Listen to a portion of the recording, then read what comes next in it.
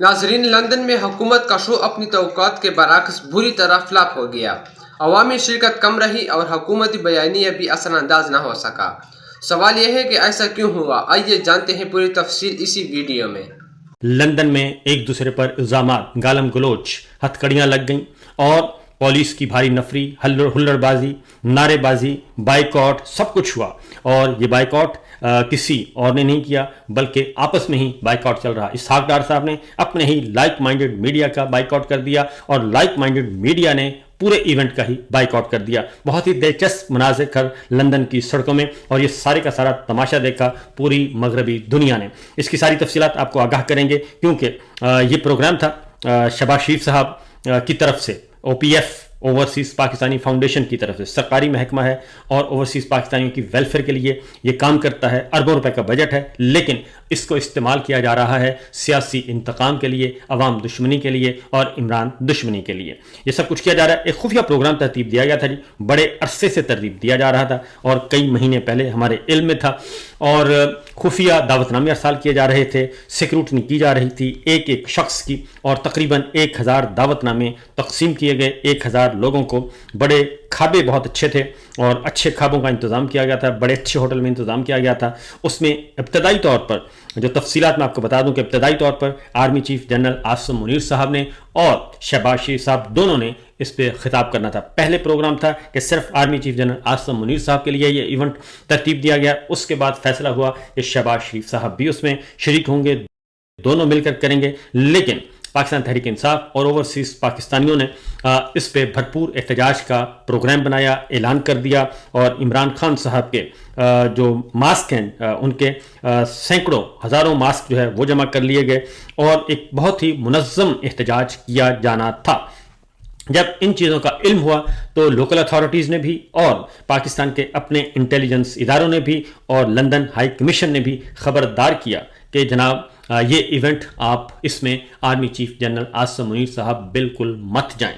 اور جنرل عاصم منیر نے اس رائے کو امپورٹنس دی، اہمیت دی، اور عین وقت پر 24 گھنٹے پہلے انہوں نے اس فنکشن میں جانے سے معذرت کر لی، اور انہوں نے لندن سے وہ برسلز روانہ ہو گئے۔ اس کا ہمیں کل ہی معلوم ہو گیا تھا، لیکن ہم نے یہ خبر نہیں دی تھی ڈیو ٹو کچھ ریزنز تھیں۔ ہم نے کہا ذرا پہلے کنفرم ہو جائے، اس کے بعد پھر دی جائے یہ خبر۔ تو یہ پھر کل ہم نے خود دیکھا کہ اس میں جنرل عاصم منیر صاحب نہیں تھے، اور نہ ہی کسی فوجی قیادت کا کوئی وہاں پہ نمائندہ موجود تھا، اور نہ ہی جو ہے وہ فوج سے ریلیٹڈ، نہ ہی ڈیفنس تاشی، اور نہ ہی لندن ہائی کمیشن کے جو ملٹری سائڈ ہے وہ اس میں شریک نہیں ہوئی۔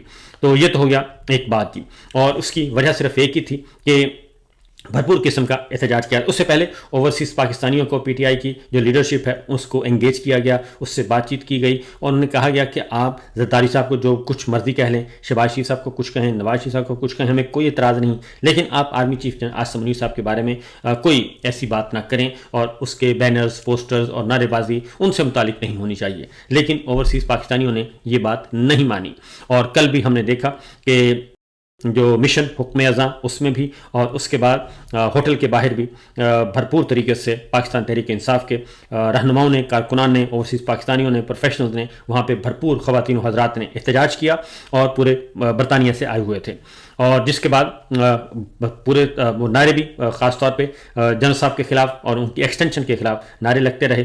تو یہ تو وہ ہو گیا۔ دوسرا جناب شہباز شریف صاحب کے لیے خاص طور پہ وہاں پہ بہت سی سیکورٹی ہائی الرٹ تھی، اور ان کو خفیہ چور دروازے سے ان کو لے جایا گیا، اور وہ مین روٹ سے نہیں آئے، کیونکہ آگے پاکستان تحریک انصاف اور اوورسیز پاکستانی بھرپور احتجاج کے لیے تیار تھے، اس لیے ان کو بیک ڈور سے، بیسمنٹ سے، چور دروازے سے ان کو وہاں پہ تقریب حال میں لے جایا گیا۔ اب آگے بڑھتے ہیں۔ آپ کو بتا دیں کہ تقریباً 1000 لوگوں کو انوائٹ کیا گیا تھا، اور اس میں پورے یورپ سے بھی لوگوں کو بلایا گیا تھا، صرف برطانیہ سے نہیں تھا، وہاں سے بھی بلایا گیا تھا، اٹلی، فرانس، جرمنی، برسلز اور دیگر ممالک جو ہیں، اسپین سے بھی آئے تھے، تو یہاں سے بلایا گیا تھا، اور ایک ایک شخص کی سیکیورٹی کی گئی تھی، اور اس کے باوجود بہت سخت انتظامات تھے، اور یہ سب کچھ جب پروگرام باہر پاکستان تحریک انصاف بھی تھی، اور یہاں تک کہ جو میڈیا تھا، مقامی میڈیا اور لائک مائنڈڈ میڈیا بھی اس میں شامل تھا، ان کو بھی کہا گیا جی آپ بھی موبائل فون اندر نہیں لے جا سکتے، اور کسی قسم کی آپ کی کوریج آپ نہیں کر سکتے.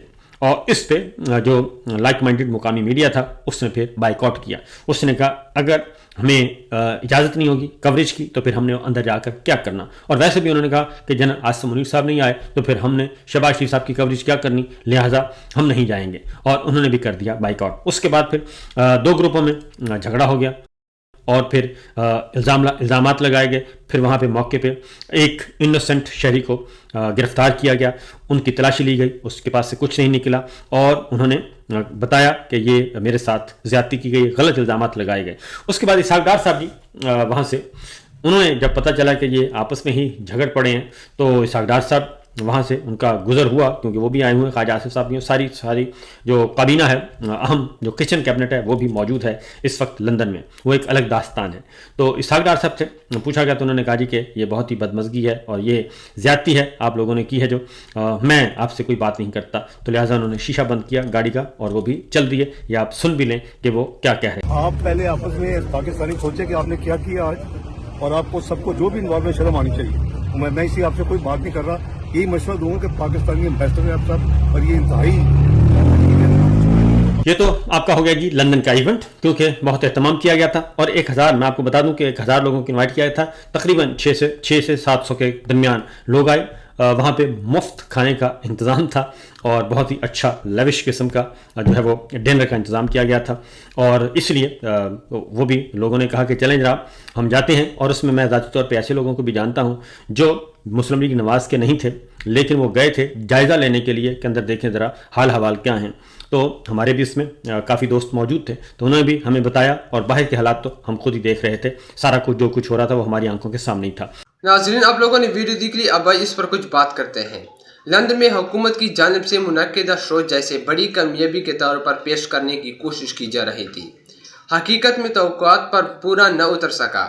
میڈیا رپورٹس اور وہاں موجود تجزیہ کاروں کے مطابق اس پروگرام میں عوامی شرکت نہ ہونے کے برابر رہی اور ماحول میں وہ جوش و خروش نظر نہیں آیا جو حکومت دکھانا چاہتی تھی.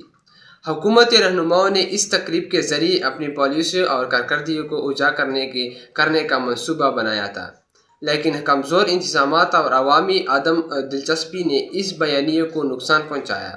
تجزیہ کاروں کا کہنا ہے کہ بیرون ملک پاکستانی کمیونٹی کی بڑی تعداد ایسے ایونٹس کو سیاسی شو سمجھ کر ان میں شرکت سے گریز کرتی ہے. لندن جیسے شہر میں جہاں پاکستانی کمیونٹی لاکھوں کی تعداد میں موجود ہے, وہاں کم تعداد میں شرکت ایک اہم سوال پیدا کرتی ہے کہ حکومت عوامی اعتماد حاصل کرنے میں کیوں ناکام رہی.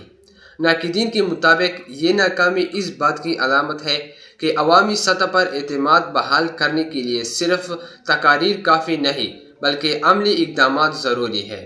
اس شو کے فلاپ ہونے سے حکومت کو ایک بڑا سیاسی جھٹکا لگا ہے, کیونکہ اسے عالمی سطح پر اپنی پوزیشن مضبوط کرنے کی بجائے دفاعی رویہ اپنانا پڑ رہا ہے. مبصرین کا کہنا ہے کہ مستقبل میں اگر حکومت کو ایسے ایونٹس کامیاب بنانے ہیں تو اسے عوامی مسائل پر توجہ دینی ہوگی, ورنہ یہ صرف نمائشی کوششیں رہ جائے گی. تو ناظرین یہ تھی ہماری آج کی ویڈیو. اگر ویڈیو پسند آئی ہے تو ویڈیو کو لائک کریں اور اس چینل کو بھی سبسکرائب کریں تاکہ آپ کو ان بھی اس طرح کے مزید اپڈیٹس ملتی رہے.